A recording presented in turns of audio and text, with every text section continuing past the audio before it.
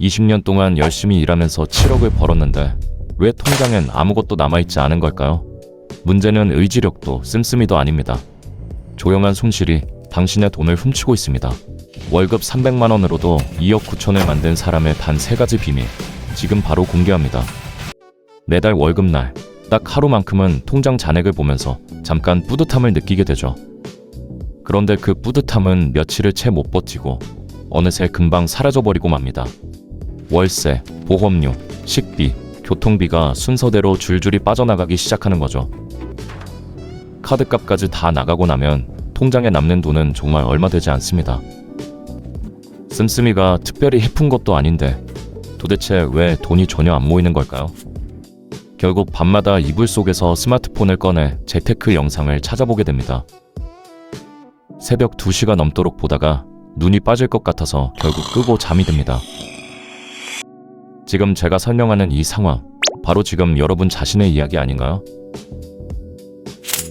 먼저 한 가지 말씀드립니다. 이건 절대로 의지력이나 성격의 문제가 아닙니다. 진짜 원인은 여러분이 지금 생각하는 것과는 전혀 다른 곳에 숨어 있습니다. 끝까지 보시면 오늘부터 돈을 바라보고 대하는 방식이 완전히 달라질 겁니다. 자, 수학을 한번 해봅시다. 월급 300만 원짜리 직장인이 20년을 일하면 얼마일까요? 계산해보면 20년 동안 총 수령하는 급여가 무려 7억 2천만 원이 됩니다. 그런데 통계청 자료를 보면 50대 가구의 평균 순자산은 고작 3억 5천만 원입니다. 7억 넘게 벌었는데 절반도 안 남는다는 거죠. 나머지 돈은 다 어디 간 걸까요? 사라진 3억은 도대체 어디로 간 걸까요? 지금부터 그 진짜 이유를 파헤쳐 보겠습니다. 저축을 더 열심히 해야지라고 생각하셨나요? 사실 그게 바로 첫 번째 착각입니다. 문제는 저축의 양이 아닙니다. 진짜 문제는 저축이 향하는 방향 그 자체입니다. 저금통에 돈을 넣는 것과 땅에 씨앗을 심는 것은 결과가 완전히 달라집니다. 저금통 속에 들어간 돈은 물가가 오를수록 실제 구매력이 조금씩 줄어들어요. 반면 씨앗을 심으면 시간이 지날수록 수십 배, 수백 배로 불어나게 됩니다. 이런 차이를 만들어내는 개념을 금융에서는 실질 수익률이라고 부릅니다. 지금 시중은행의 예금 금리는 연 2% 중반대에 불과한 낮은 수준입니다. 그런데 실제 물가 상승률은 그보다 높을 때가 훨씬 더 많다는 게 문제예요. 결국 예금만 고집하면 돈이 모이는 게 아니라 매년 조금씩 가난해지는 겁니다. 아무도 알려주지 않는 이 현상, 이게 바로 조용한 손실이라고 합니다. 많은 분들이 착각하는데 부자가 되는 비결은 더 많이 버는 것이 아닙니다.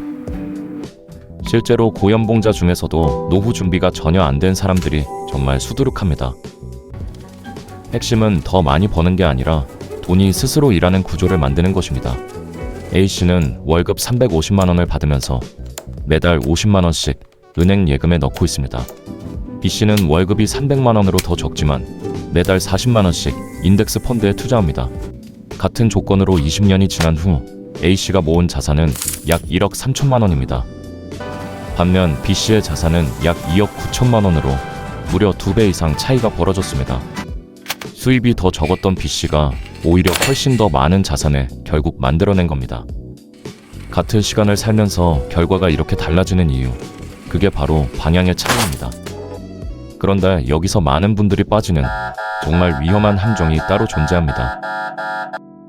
투자는 위험하니까 여유가 좀 생기면 나중에 시작해야지, 이런 생각 드셨죠?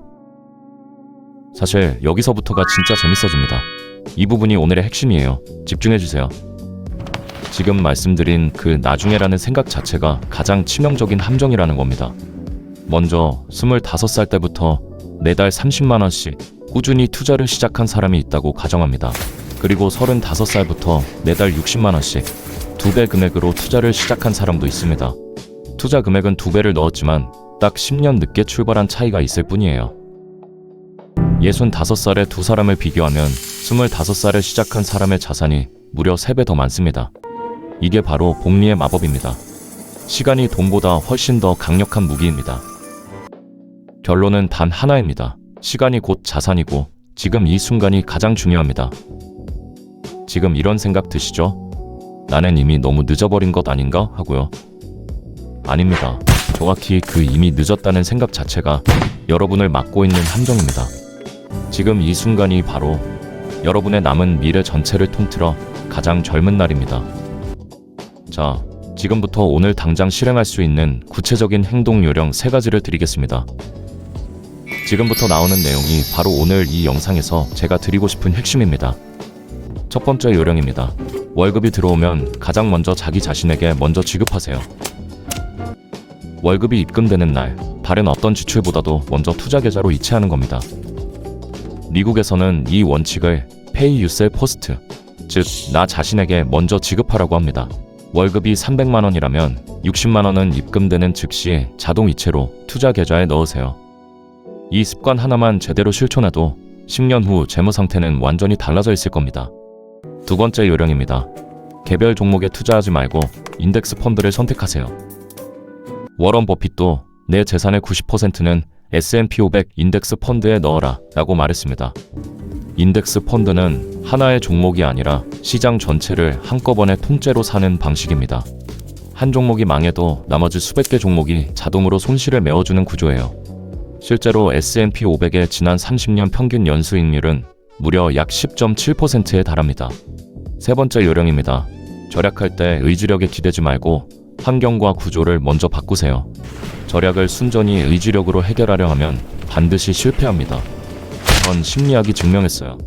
인간의 뇌는 미래의 큰 보상보다 지금 당장의 작은 보상에 훨씬 강하게 반응합니다. 오늘 커피 한 잔의 유혹이 20년 후에 1억 원보다 심리적으로 훨씬 강렬하게 느껴지죠.